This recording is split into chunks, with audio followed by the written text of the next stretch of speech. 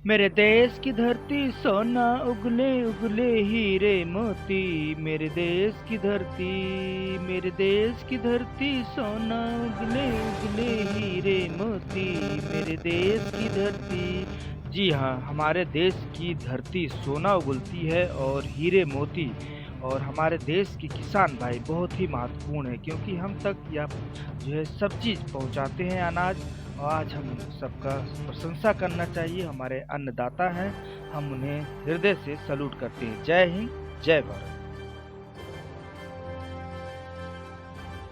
नमस्कार, मैं हूं लालचंद सोनी। आज सुबह टाइम्स में आप सभी का स्वागत है। नवनिर्वाचित अमेरिका के राष्ट्रपति जो बाइडेन जी अमेरिका में भारी मतों से विजयी हुए और नए तस्वीर जो बाइडेन जी अमेरिका में इतिहास रचते हुए ट्रम्प जी को आने वाले राष्ट्रपति चुनाव पद में हारना पड़ा। अब जल्द जो बाइडेन जी अमेरिका के राष्ट्रपति की सिंहासन पर जल्द बैठेंगे।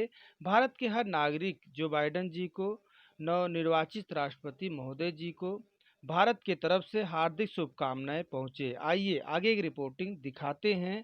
भारत के नागरिक अमेरिका के चुनाव को लेकर क्या सोचते हैं, आगे की रिपोर्टिंग देखते हैं।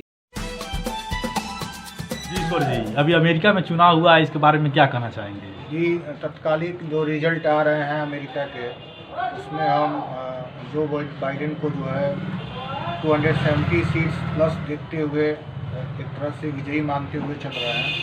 और उपचुनाव में हम देखते हैं भारतीय मूल की जो वाइस प्रेसिडेंट बनने हैं कमला हैरिस जी, तो भारत के द्वारा वो भारतीय मूल की वो महिला हैं। इसके अलावा वह अमेरिका के वाइस प्रेसिडेंट के पोस्ट पे जाने वाली पहली लेडी हैं। इस प्रकार से हम रिजल्ट्स जो पहले ट्रम्प के फेवर में ज़्यादा हम देख रहे थे, लेकिन नतीजे इधर कुछ अलग आ रहे हैं और नतीजे अलग हमको मालूम चल रहे हैं। ट्रम्प के जो निर्णय थे तत्कालीन जो कोरोना वायरस के मद्देनज़र जो कोरोना पैंडेमिक के दौरान जो उनके निर्णय थे लॉकडाउन के, वह काफ़ी जटिल रहे। और इतना डेवलप्ड कंट्री जो सबसे ज़्यादा इफेक्टेड हुआ कोरोना पैंडेमिक के कारण, वहाँ सबसे ज़्यादा डेथ आज भी हो रहा है। इन्फेक्टेड पर्सनस के मामले में भी सबसे ज़्यादा वहाँ पर संख्या रही। तो ट्रम्प इस मामले में टोटल एक किस्म का फेलियर था, इस चीज़ों को हैंडल नहीं कर पाए और इसके नतीजे, इसका प्रभाव कहीं ना कहीं इलेक्शन के रिजल्ट पे भी हमको हमारे नज़रिए से दिखाई पड़ता हुआ नज़र आ रहा है। Thank you. अच्छा, जैसे कि लगता है कि अभी जॉर्ज फ्लॉयड था, अमेरिका में मर गया था, लेकिन उसके फेवर भी कुछ नहीं बोला, तो क्या उसका भी कुछ प्रभाव? सॉरी, किसके? अभी जो जॉर्ज फ्लॉयड था अमेरिका में। ये इसके अलावा हम श्वेत और श्वेत के बीच जो हमने वो एक तरह से देखा जाए कि जिस तरह जॉर्ज फ्लॉयड की मृत्यु हुई थी, इसके बारे में वो जो सिचुएशंस को उन्होंने अच्छे से हैंडल नहीं किया और जो एक तरह से सामाजिक संघर्ष देखने को मिला समाज के दो वर्गों के बीच में, वह बहुत ही जैसे चुनौतीपूर्ण स्थिति में वो उसको टैकल करने में, उसको हैंडल करने में वो विफल नजर आए। इस वजह से भी ट्रम्प की जो है रिजल्ट में जो है उसका जो प्रतिफल जो है निगेटिव दिखाई दिया। अच्छा, आप बिडेन से क्या उम्मीद करते हैं भारत के लिए और चाइना के प्रति? मैं ये आशा बिडेन से करूँगा कि वो भारत और पाकिस्तान के बीच जो डिस्प्यूट है उसमें कोई भी विवादित बयान न दें, जैसा कि वो पूर्व में ऐसा विवादित बयान उन्होंने दिया है। इसके लिए हम भारतवासियों को काफ़ी गहरा एक तरह से दिल पे चोट लगा कह सकते हैं। काफ़ी निराशा हुआ, उनका यह बयान बहुत ही कहा जाए तो दुर्भाग्यपूर्ण रहा और कश्मीर को वो पाकिस्तान का हिस्सा बताते हुए बताए।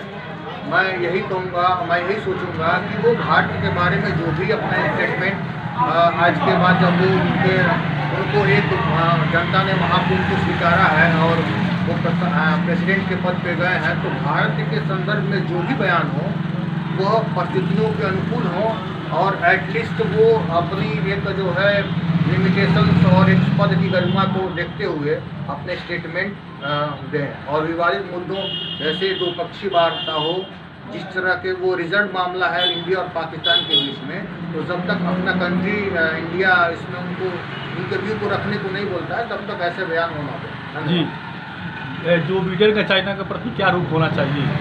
चाइना का जो विस्तारवादी नीति है उसके संदर्भ में मैं यही कहूँगा कि अभी जो तत्कालीन जो चाइना के जो है चाइना और चाइना ने जो पीओके जो का हिस्सा है जिस गिलगित बाल्टिस्तान में इंडिया चाइना पाक इकोनॉमिक कॉरिडोर जिसमें निर्माण करना चाह रहा है और पाकिस्तान के द्वारा वो इलाका जो है अगर अपना ये घोषित किया जा रहा है कभी इसमें चाइना का यही मंशा है कि वो उसको लीज पर ले करके 99 साल के लिए और वहाँ पे अपने विस्तारवादी नीतियों को बढ़ाते हुए ऐसा करे वो और जेब ट्रैप वाला उसका जो फार्मूला है कर्ज दे करके उसको एक तरह से फंसाने की रणनीति है। तो इस मामले में चाइना के इस विचार को देखते हुए और चाइना सी साउथ चाइना सी के बारे में भी वह अपने दृष्टिकोण को पूरे विश्व समुदाय को ध्यान में रखते हुए निर्णय लें ताकि विश्व समुदाय में किसी एक देश का इस तरह का रुतबा इस तरह का जो गलत विस्तारवादी नीति है वो उसका प्रभाव न दिखाई पड़े, इसका कहीं ड्रॉबैक नहीं हमको दिखाई। जी सर, आपको बहुत बहुत धन्यवाद। नमस्कार दोस्तों, मेरे चैनल को सब्सक्राइब लाइक करें और आइकॉन को जरूर दबाएं ताकि आने वाले वीडियो को आपको नोटिफिकेशन मिल जाए। धन्यवाद।